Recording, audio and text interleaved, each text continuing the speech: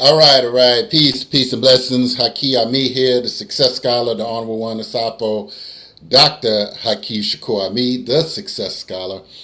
Man, let me come on in here and let me just share some insights. I've been realizing I need to perhaps step up my content creation and, I realized that although I have done like a significant amount of radio, like when online just started with Harambe Radio and reached a lot of people, and uh, you know, co-authored the book, and then I did like significant amount of YouTube videos as well as when I did some things with eLife Media. I realized that you have to continue to create new and new content, but sometimes I'm feeling like I don't need to keep on, talking to the same people over and over and over. And so, but I ultimately, I'm beginning to realize that progress is being made substantially. And so,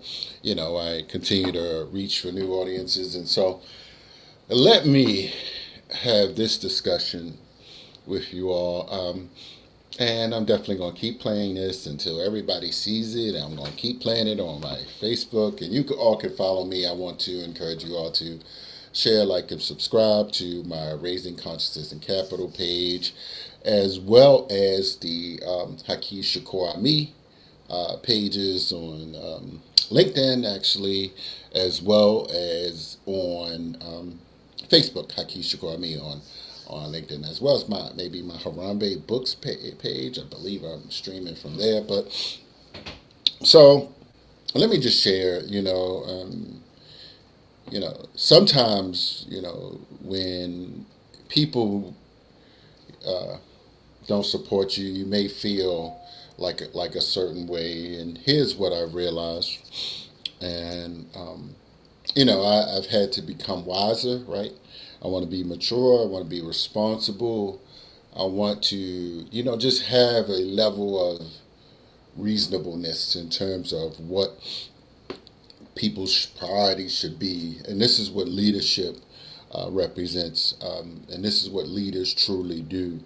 But recently there's been a lot of discussion about boycotting, black on black boycotts, FBA versus the African community, the Caribbean community, the Pan-Africanist community. I mean, I've sort of seen it and heard it all. And so, and let me just say, sometimes what's happening, for instance, with many of those online, many people are struggling actually economically. And I've been sort of blessed. I mean, having a halfway decent family and just working a position, a very a decent position, to be in a position to sort of expand my network and expand the movement forward over the past 2 decades, and certainly throughout. And so now it's like, okay, where do I go from here? Where should I be looking at in terms of, continuing to progress, continue to heal, continue to teach? And so I've been, doing a little soul searching even the past few days. And many have seen my previous few videos, and, somebody perhaps took offense to something. And so I wanted to just explain some things that, even as a man, sometimes, I think about historically, how people had to do things for survival, right?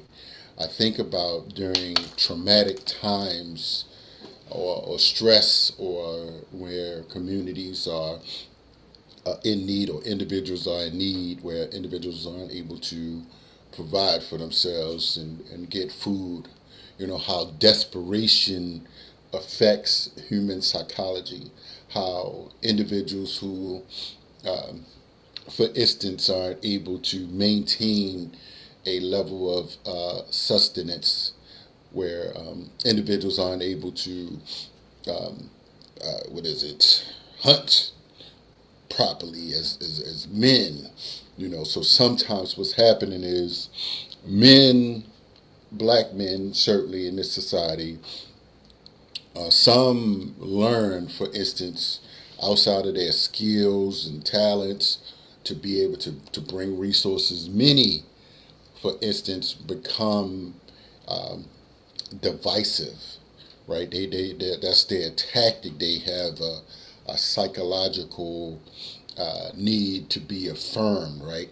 Because unfortunately, manhood has been based upon one's ability to produce and provide and wealth, and flexing on some levels. And contemporarily, many individuals, some people fall in line, some people fall in line with different individuals for different reasons, and they join different cliques and crews for different reasons. And, I have been through, a lot of different organizations and movements, and really showed up and tried to align myself in different spaces, right?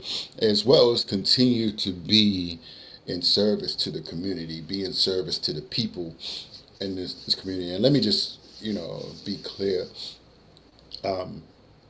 I come from Baltimore, right?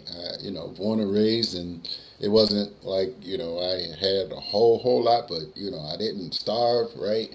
I didn't starve. Fortunately, I had some halfway decent parents, and I was wise enough to graduate and go right into the United States Navy, got out and, tried to do some entrepreneurial things. And let me tell you, after I got out, I came back, thought I was going to be a super conscious African, super conscious entrepreneur. And I attempted to do various types of business things over that time. And, what I saw, for instance, and, I've seen this for decades, and I realized that we may not have, for instance, enough money. We may not have enough revenue to support everybody. But there comes a time, for instance, that some of us deserve, some support, right? We've earned, particular stripes. Now, I've been under the opinion that I've earned some particular stripes, right? And, I cannot take lack of support from some people, right? And so, here's the thing. The question becomes, why not? Now, some people are doing it because they know they would love to be in your position, right? They would love to, I don't know what they consider, success is, but they would love to get interviews and be on people's radio shows. And I've been on a few. I've spoke, at a few different places over the years, and been on some live streams with some pretty prominent international panels. And my organization, some of the organizations that I'm affiliated with have put me in a strategic position over time. And here's the thing. Do I look like I'm, let me see something. Do it look like let me write this again. Maybe it's okay. Why does this look like this? Okay, maybe all right, so I've been in various types of positions over the years to really step up. I don't know why this looks like this. See something. Let me do a solo layout. Oh, man, let me see something. Here, let me use another. Let me use this other camera. Okay, let me just roll with this. Let me roll with this. That looks a little better. I think this might be getting old. So, so here's the thing. Continuing to build and organize and continue to grow. I've reached a point where, you know, after you do certain things over time, it's like you know that you've paid a certain level of dues, right? And you know that you should be sort of on, like next in line, right? Or you should be recognized for your contributions, for your wisdom, for your experiences, right? Now, I know there's age sets, there's pecking orders, if you will. Who is going to be the who going to carry the baton? Now, I've been blessed to on some levels have a few different significant global thinkers to pass me. Well, maybe they don't acknowledge it, but I didn't. I'm not asking for anyone to give me a baton. I'm gonna simply continue to earn my stripes the right way. And let me make sure my sound is good. Am I live here? Okay. Okay, I think I am. Mic check, hold on. Mic check, mic check. Okay. All right, let me turn this down. I'll turn it off here. So earning your stripes and, having people acknowledge your worth is a human nature, it's a human desire that many of us have. And so here's what I've reached in my evolution. And, whether people are going to give me the attributes that I'm deserving, I'm saying I am asserting my intellectual skills, my intellectual depth, my intellectual knowledge, as well as my resume and track record, right? And fortunately for me, I have such a diverse network that I've been exposed to that, I know what other people are doing and how I need to move, right? How I need to move to elevate myself so that I'm not wasting my time being undervalued. And not that everything necessarily has a capitalist solution for me to just continue to promote everything like everything has to have a dollar value in terms of my time, but certainly the social capital needs a level of respect placed upon it. And so when I say things, for instance, about going to Africa and, the work that I've done, for the global African community, not just here, in the United States, but also in Africa, but also the cultural conscious people. I mean, from the hundreds of books that I've sold to dozens and hundreds of people, not just, the books that I've read, the speaking engagements that I've done, going into the schools, of course, saving lives in the city, and, connecting to individuals in the DC area as well as Prince George's County area. I mean, participating in various Kwanzaa events and certainly I dare say yes, influencing in cadres of individuals to actually go to Africa, right? Yes. And so a few dozen of people would not have gone if they didn't see me go. And so I'm owning that, I'm claiming that. And so let me just give an analysis. I wanted to be clear, for instance, because some people, I realize, here's my thing, like, there are Africans here in America, and I'm here in America, and just because you go to Africa doesn't mean that you are more, doing more for the people. But certainly I wanted to add that yes, there have been some people that have gone to Africa because of me. Yes, and the partners that I have. And so let me just be clear again. At this particular stage, I've sort of shifted in the last few weeks and the last few months to truly just be on another level where there's no turning back for me. There's no turning back. in terms of, how I grow, how I succeed. I'm just going to have to execute properly and execute with my money to ensure that I am, in these spaces, that I am maintaining a level of perfection, of, having my image protected, right? And so when people, for instance, and let me just share,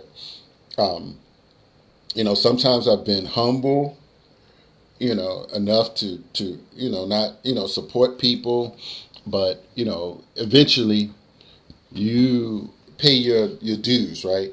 And sometimes, like we said, in these capitalist-minded survival dynamics that people have, people actually want to compete with you. Black men competing for resources, competing to get women, because they want attention of some types of cultural women. I've seen it all. And fortunately for me, I've been extremely blessed to overcome any challenges that I may have had, in terms of lack of confidence and feeling that somehow I wasn't enough, that I wasn't achieving enough, I didn't look decent, whatever that means. I don't, so if what they say, Rick Ross and what's the other one? Not Big Daddy Kane, Puffy, no, not Puffy, Biggie Smalls, like, they got fine women. I ain't trying to say I'm multimillionaire, but I mean, in terms of male-female relationships, I mean, and not that, I'm going to be egocentric about that, but, generally speaking, I'm quite deserving of some pretty, well-rounded sisters. So that's kind of the standard that I have for myself, and I'm not going to ever continue to minimize that. And this is where, me being in a position to teach and to share and to encourage individuals to step up. I mean, we gotta grind. We have to work hard. We have to hunt. We have to be productive in this society, right? And so this is what, couples do, like, in this world. Not be, super materialistic and just, greedy for no reason, to be vain. We have to build something. We have to produce something. We have to own, right?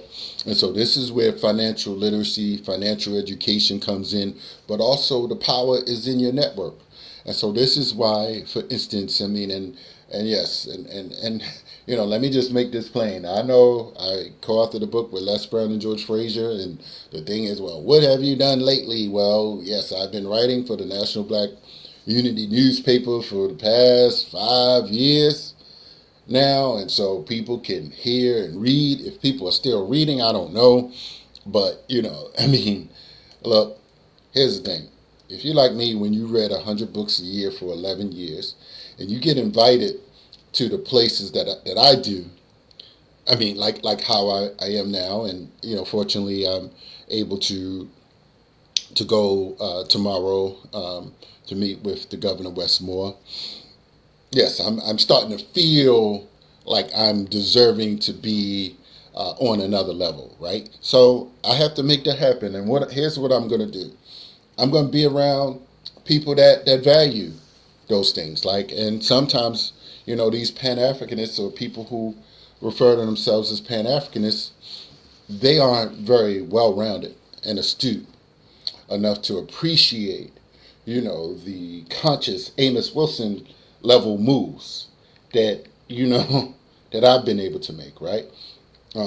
Yes, I consider myself finishing the work of Dr. Amos Wilson.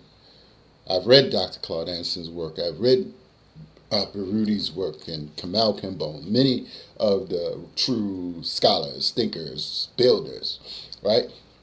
And so here's the thing.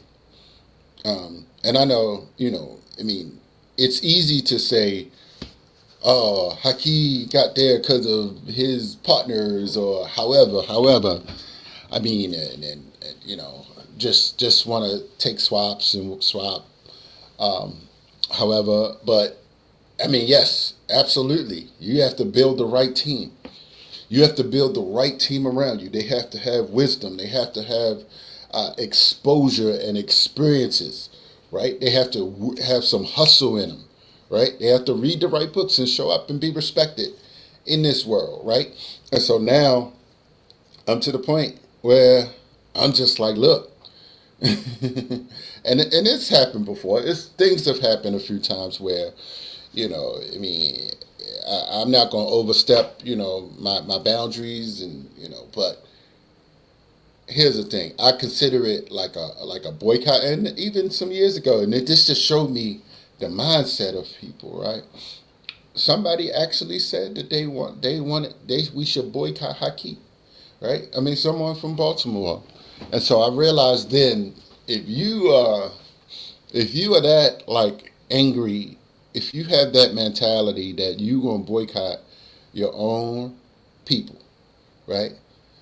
You will put it out there as if, for instance, now here's the thing, like that's like I just think about it. I just think about it how that actually looks.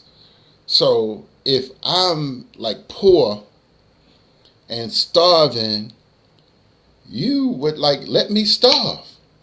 You would let me starve. I wouldn't be like a human. I wouldn't be a developed man, for instance, if I just sat around and waited for somebody to feed me, right? And so now what's happening, and this is where, crime comes into play, and the criminal mindset. Unfortunately, many of us, and it may not be a crime per se, unfortunately, we live in a society that will allow for people to be homeless, that allow for people to be, poor and unfed. But when people, I've never seen these things before. When people encourage someone to boycott individuals, that's like serious. Like that's serious rage. And so you had, for instance, like some FBA individuals, people I'm from America, if you will, I'm from Baltimore, that wanted to boycott Africans, continental Africans. And, you have, for instance, Pan-Africanists that, although they may not say they want to boycott individuals, they put out hostile messages, right, to almost like encourage people to boycott. So let me just say this. I wouldn't be a man if I just would allow for anybody to just devalue myself and my movement. So my thing is, if, for instance, suppose I was relying on people, suppose I was relying on some type of hand-to-mouth type of, for somebody to buy something, or somebody to pay me to do A, B, and C, and I wasn't able to do that because somebody influenced them to say, nah, we're not gonna let that brother do that. I would be, that's like a boy, right? That's a boy. So here's the thing. I must be skilled enough, talented enough, researched enough, have enough money and enough partners, people that respect. Oh, my connection. Oh, all right. People asking me about the CBC. Yeah, shout out to Aaliyah. So I wouldn't be a man if I would allow for myself to just go unfed and not to take care of my responsibilities, right? And so fortunately, I've been given some skills and talents, and I want to raise my talents. I want to raise my attributes, if you will, my networks, and ensure that those around me are certainly able to grow economically. And so this is why, I've been getting a lot of unique invites, a lot of unique opportunities. And so I'm going to raise it up to another level, and I'm cutting everybody off. Everybody that that's not wise enough to, come to me and, say something dumb out their mouth. Like, look, I got to go. I got to get free. I ain't putting you down, but I'm simply saying that if you're not necessarily wise enough to build alliances, if you're not wise enough to build the right alliances with me and to have the emotional maturity, you're going to fall behind. You're going to fall behind, and eventually, especially if you're older,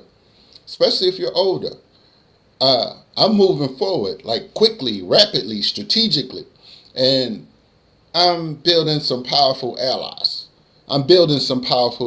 Right?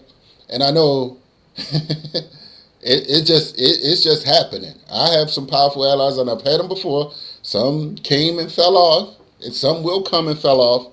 But ultimately, I have my own power and influence. And so, fortunately, over the next few weeks and next few months, much progress is going to be made. So I'm looking forward to several events that are going to be coming up. The Diaspora Day on the Hill, the CBC weekend in D.C. So there's going to be some amazing events, and of course the Maryland, Black Caucus event. And I've been fortunate enough, for instance, to go to the White House with the Maryland Black Caucus Foundation and the Maryland Black Caucus, the largest Black caucus in the country. So here's the thing, and let me just say this. It's been on my mind too, even in these political spaces. Like, I've done, yes, me, let me just be clear. And, the last one, I'll take full accountability and claim for what we just did with the Gullah Geechee tour. That was huge. Like, I pulled it off. We pulled it off.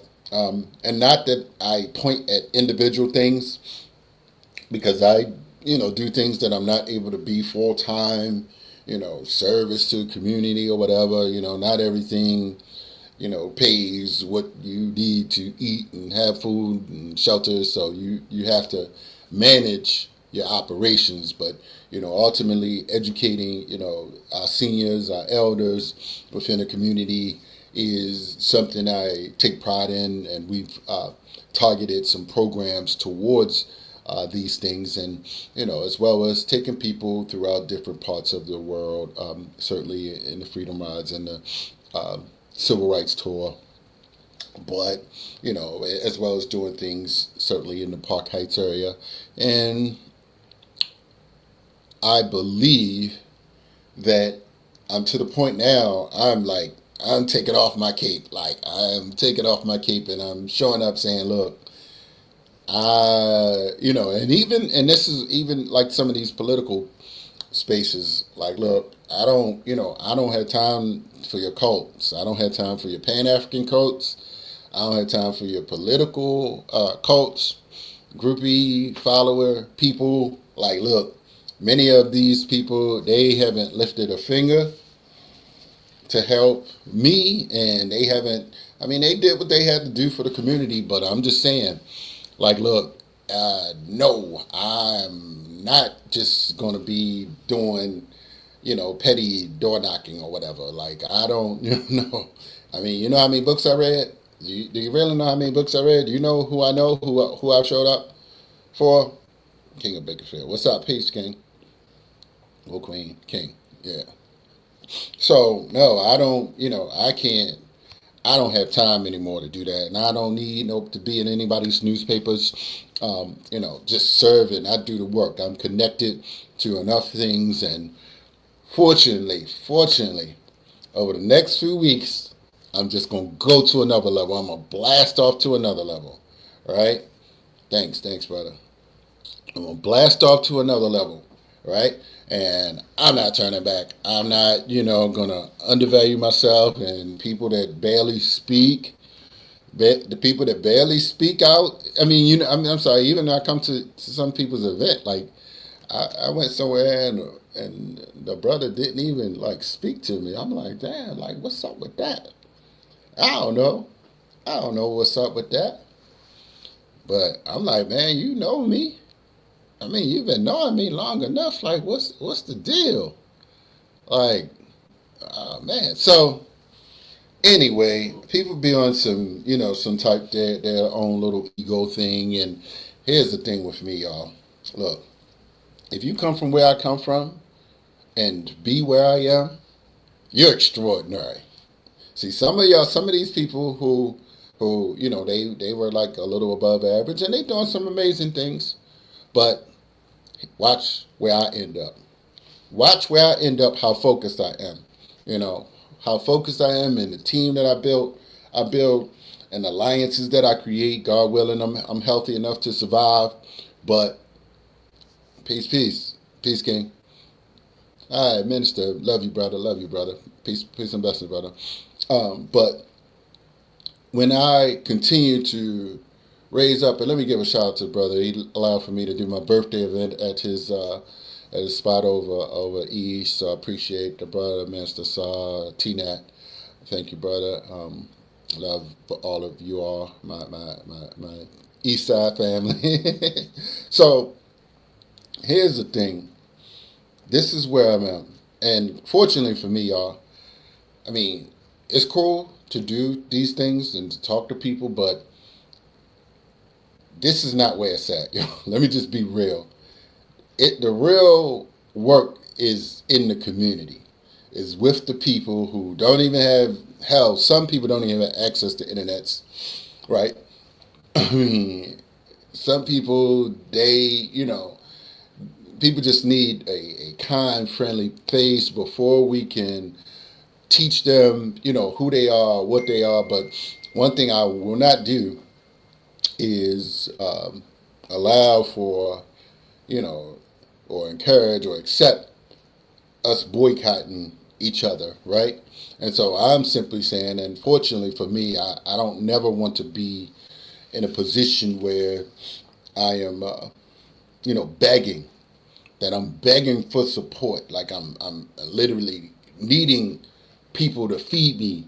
Like that's not a man, and that's not community, right? And so we need, and I've supported many people, many dozens, hundreds in different ways, and some of the organizations that I've been affiliated with. And no, I'm not like prominent, for instance, in these political spaces, but fortunately, I've been able to get a good foundation rather recently, and now the track record is there to excel on different levels. And so this is why I continue to show up in these unique spaces to create the right allies, to claim to claim your your reparations, your internal reparations, your what you need for your community, right? And so this is where I'm at now. And so fortunately tomorrow, big day tomorrow, big day where meeting with the governor, with some folks. I'll talk more about that. I want to make sure this meeting happens, but it's scheduled. It's scheduled officially, and so good role there, and it's kind of cool and a blessing that I'm at the table, right?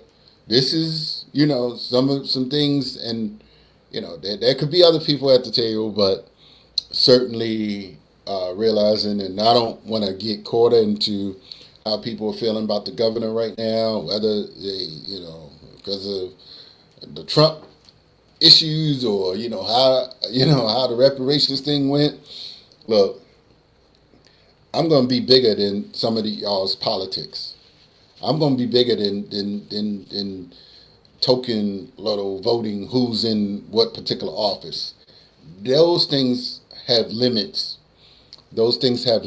And I don't want to get confused. And when I told somebody like sent a smiley face as though, and wanted to have discussions about Westmore, and I'm like, man, look, I can't solve everything. I'm not going to pretend, and I don't speak for Westmore at all. Thank you for you're welcome. I don't speak for Westmore, and sometimes people want to put me like I'm so big like I'm his BFF, I'm his spokesperson. Like, man, come on. People do that. I mean, just it's silly first and foremost, but people do that because they want to pull from various like segments of our community. They want to pull from now some folks are doing this to eat. They doing this to survive. They want to pull from the right, white, and even the angry blacks who, for instance, Mayfield, the Democrats aren't, black Democrats involved. Let me tell y'all, it's so crazy. I heard a woman on the radio today. I was like, damn, we done lost our damn mind. She said this now, let me, in 20 something years I've been listening to black radio. This woman, y'all like my piece? Thanks. Yeah, I'm matching. I almost match the colors. This woman said, I'm sick of them black elected officials. I'm voting for everything white up and down the ballot. I was like, wow, she's saying this on black radio. She's saying she should have got hung up. She should have got hung up the phone. They should have hung up the damn phone on her. Like, what kind of self-hating slave? What kind of self-hating slave would say they vote for everyone white? Not even like some people, have a little diplomacy with it. They say, we need to look at, the issues versus the skin, or some progressive individuals are better, but she just said that she voted for everything white. And this is why I had to, it made me think about, the isms and schisms and, the fragments of, the popular opinion that different people have within the communities and how sometimes, people need to keep their opinions to themselves. If they not empowering, right? If they don't have nothing to enhance our community. And this is why I feel that I have some things to enhance the community. Not just, here, for instance, but building the global African networks, right? The Mandela Fellows. And, when I don't have time and I don't know who need to hear it, I'm not saying everybody need to be on board with this, or I'm just simply saying I've got some experiences from, meeting people at the Maryland spaces and the congressional spaces, from the UN, going to New York for United Nations, and even partnering the people that I know that went to Geneva, to the UN, and individuals who, have gone to the African Union like I've gone, but also the African black audiences that are here, right? And I even listen to some FBA. I never see them anywhere, but, I listen. Some may have some unique analysis that I can use to how I grow. And since, I've been able to connect to some very, very prominent diasporan Africans who are now living here. I mean, to say the Nigerians and Ghanaians that are here. These are my brothers and sisters like that I work with. They show up, for different things. I mean, we're not. It's not like you ain't married to people like that, but you can. They show up for you at particular times, and we need black people here. We are going to have to begin to show up for each other, like and put these little categories that many people have, away, and just come together under some unique principles, like working, like being clean, being holistic, reading, educating ourselves, just becoming civic minded, protecting our community, being, taking care of our elders, our seniors. These are some principles, and, we talk about them during Kwanzaa. Many people, and, you don't see people after Kwanzaa. I've been partnering and, going to clean give away the food for the past year at least.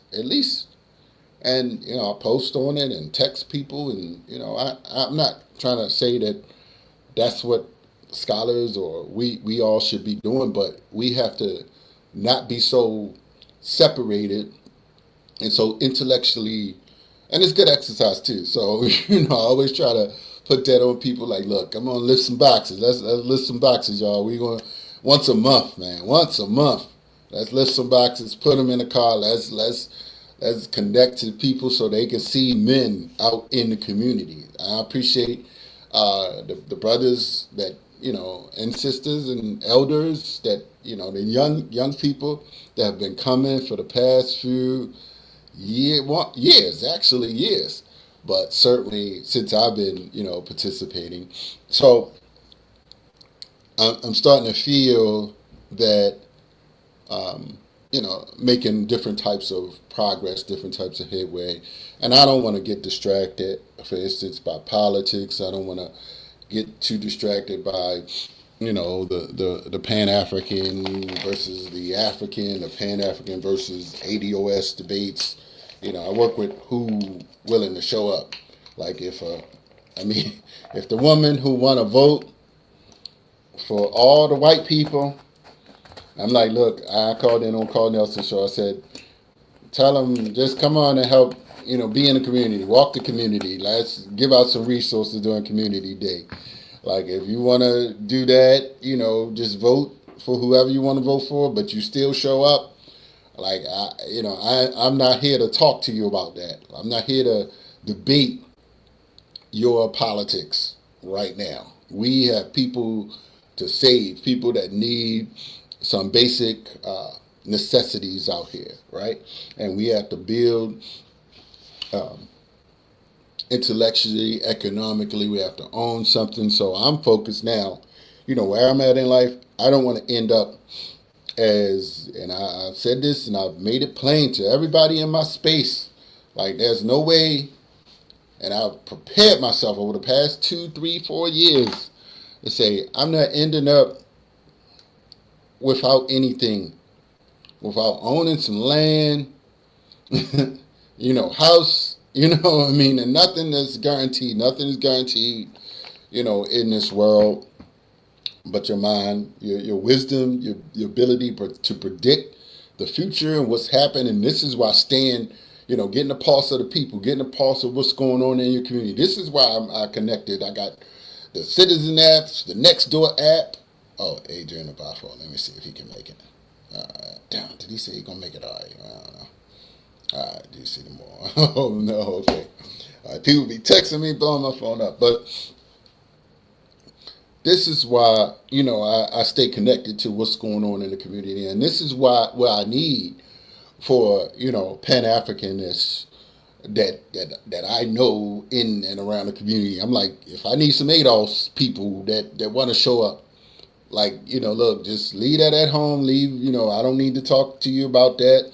Like, I don't need your flag right now. I just need you to be productive, like teaching our young people, right? I mean, and we did some things in Park Heights, and unfortunately this summer we weren't able to, but that could have been the beginning of something powerful. We got it popping last summer with the Mandela Fellows in town. It was right around the time that the young, Baltimore City youth, the youth program, the summer youth program was on. So we had them for like 6 weeks, 4 weeks, 4 or 5 weeks. And I would have loved to have done it again, but, we weren't able to due to time restraints.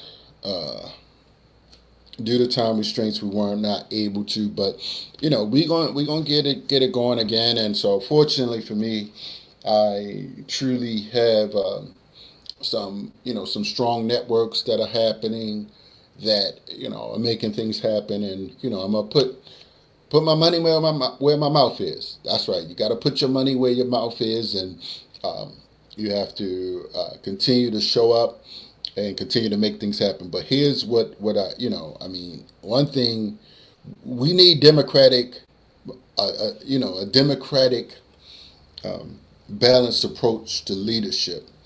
We can't have, and I have to assert myself now because unfortunately, people want to restrict you, so restrict your voice, restrict your knowledge. And I'm like, man, I can't have you. Some of these experiences are just too valuable. And I don't know how you quantify the value, but I'm simply saying, look, here is my one value. I had some Mandela Fellows. These are some of the most brilliant Africans on the planet. We institutionally, collectively, should be reaching out to some of them for something. Now, I know, and I'll give you this example. Some people don't want to listen to me. It's different reasons, but I'll give you an example. I went to a reparations thing in D.C., and I flew to another one in D.C. I'm sorry, in Atlanta. I don't go to Atlanta much, but I went to that. I think I went to something else too, sustainability conference thing. And I thought I had my Ethiopian flyers. I just knew that some of these, black American Afro descendants, whatever, would want to go to the African Union when Donald Trump was elected. I asked another organization out of New York, let's do it. But they wanted to do something at the Congressional Black Caucus or something, Trump 100 days. I'm like, it's all good, it's all good. But here's the thing. When I know I have some brilliant ideas, I'm going to put them out there, whoever responds. But, honestly, if I just need to work inside my community, work in the surrounding area, I'm like, look, I don't know if I would make it back to Africa. I'm hoping that I will, hoping that more people will be inspired, but I can sell it on some levels, because I've been a few times, and let me just, for the record, for point of clarity, many people thought that I've been to Africa, way before I actually went. Now, there's a reason why I did not, because I wanted to be tactful. I just didn't want to keep going where everybody else has been.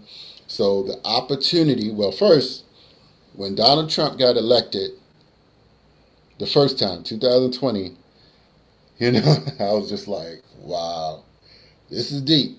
This is deep. So the opportunity to go to Tanzania, which was the only country that was open, and we actually had a conference scheduled to go to Tanzania, interestingly. And so it was almost like a perfect storm, if you will.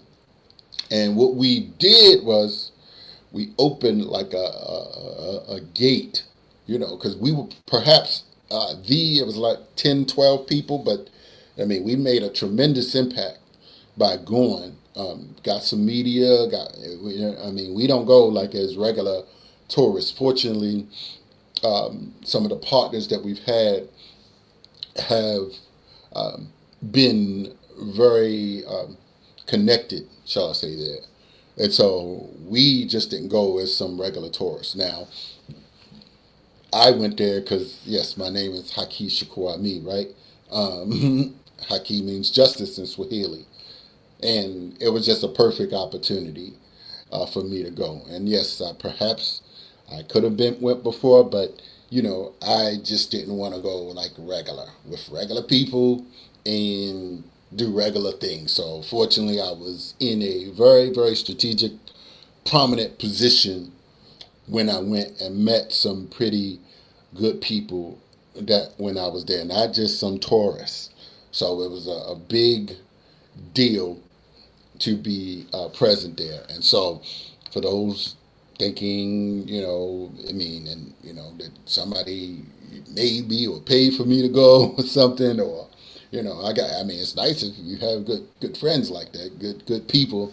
Yes, I'm still waiting for good people like that just want to take care of me and take me to Africa or something like that. So in case anybody says anything like that.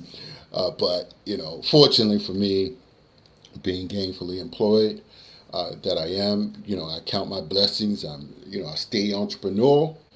But sometimes you have to get the right talents, the right skills, and the right mix and the right timing around you and the people, right?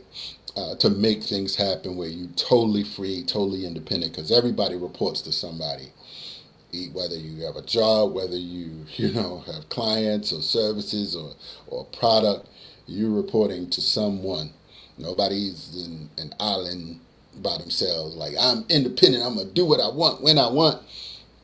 Unless you Umar Johnson or something. Like, he's the Prince of Pan Africanism. He don't answer to nobody ever. So so all right, y'all. I'm coming up. It's close to an hour. So again, I'm heading to tomorrow, and then this Thursday, if you are around, if anybody's in the Baltimore area, Baltimore City, Baltimore County, consider joining us in the Marriott in Owings Mills. Julian Jones running for county executive. Yeah, that's another unique opportunity.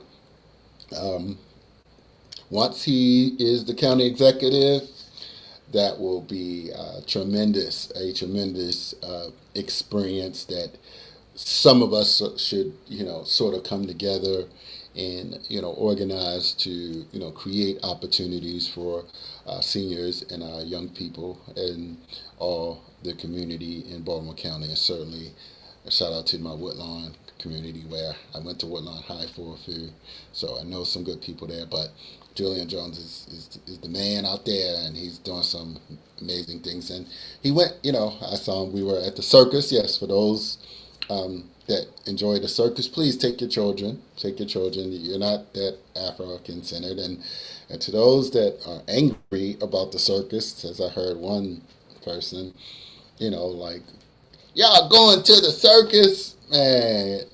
Just, he's a Baltimore brother.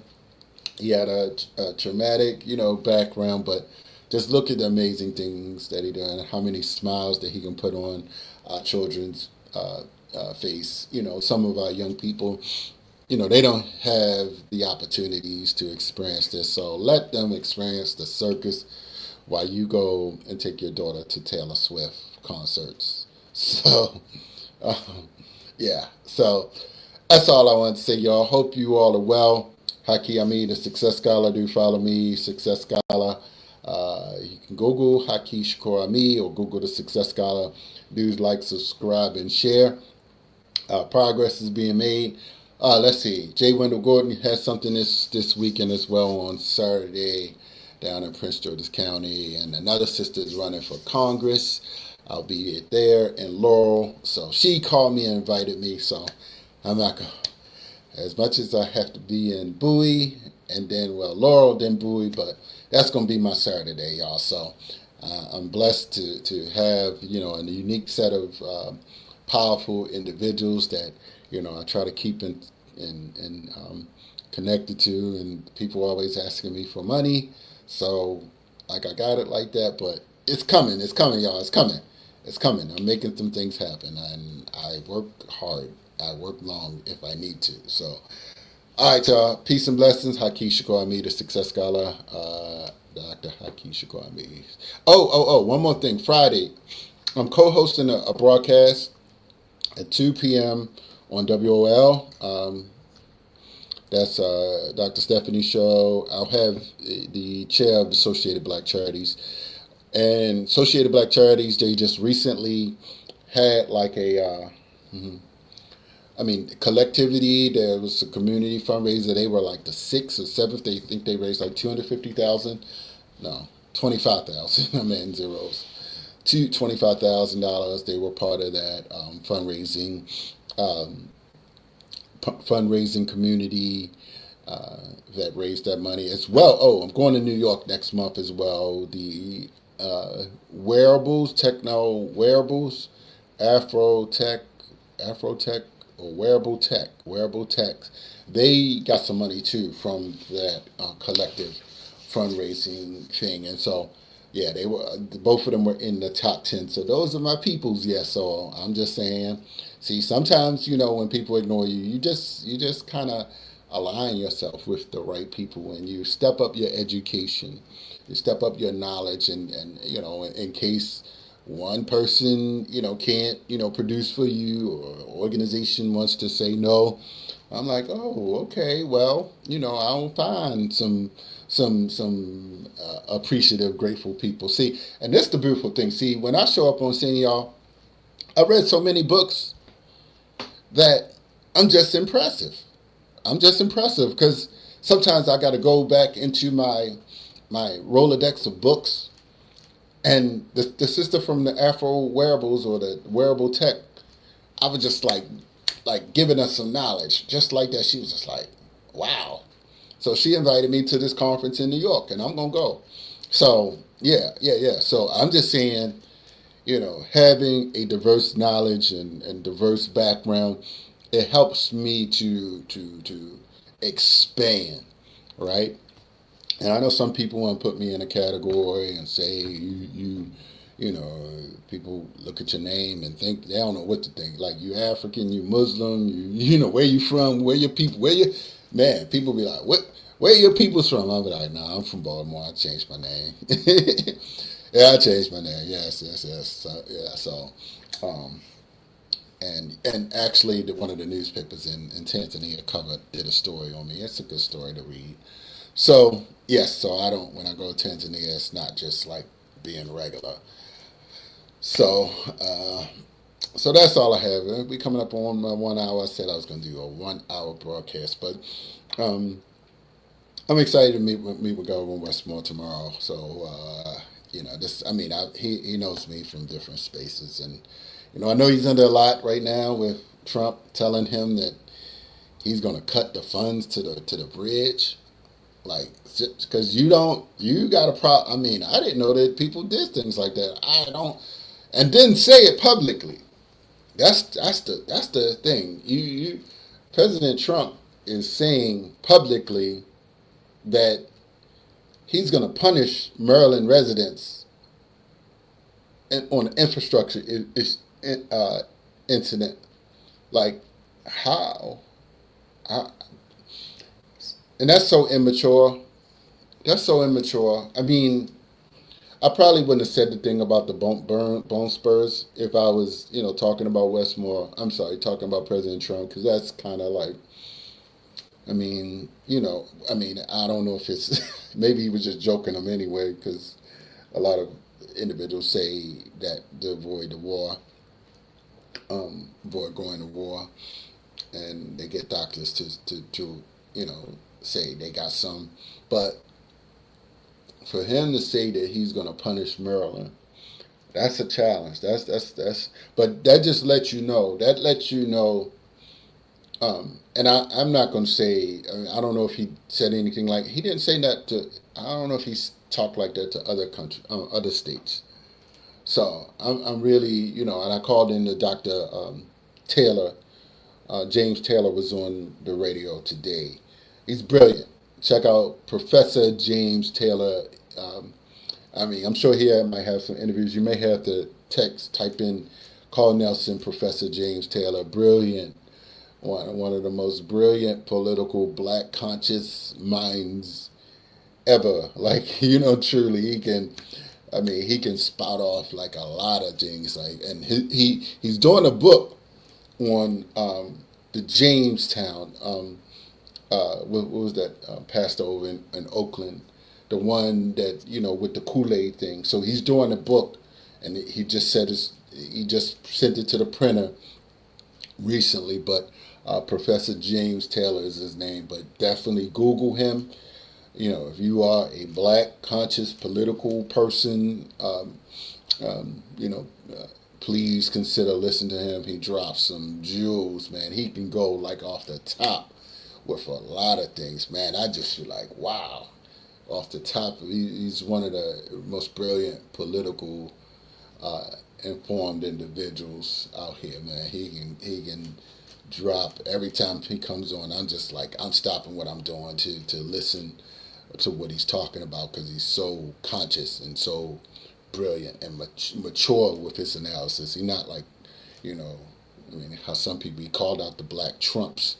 the black MAGAs today, and I called in and I mentioned something about some of the black MAGAs, because one more book, and I'm almost finished reading this. Clay Kane. Yes, Clay Kane. Uh, the Grift. The book is called The Grift: The Rise of the Black Conservative from Lincoln, the age of Lincoln, from the time of Lincoln to the cult of Trump. The Grift. So it's a the rise of black republicanism or something like that, or it's called The Grift. Clay Kane. So definitely check that out. In it, that's on Audible as well. So here's the thing, y'all. Progress is being made. I'm ready to move forward very rapidly, building my allies, ready to go to another level. Thank you for your time. Oh, yeah, that's 1 hour exactly. It just timed me out. I just heard it. So we out, y'all. Peace and blessings. Stay connected. I'll do some more. I'll let y'all know how this thing with Westmore goes tomorrow, and we'll keep it moving forward. Peace and blessings.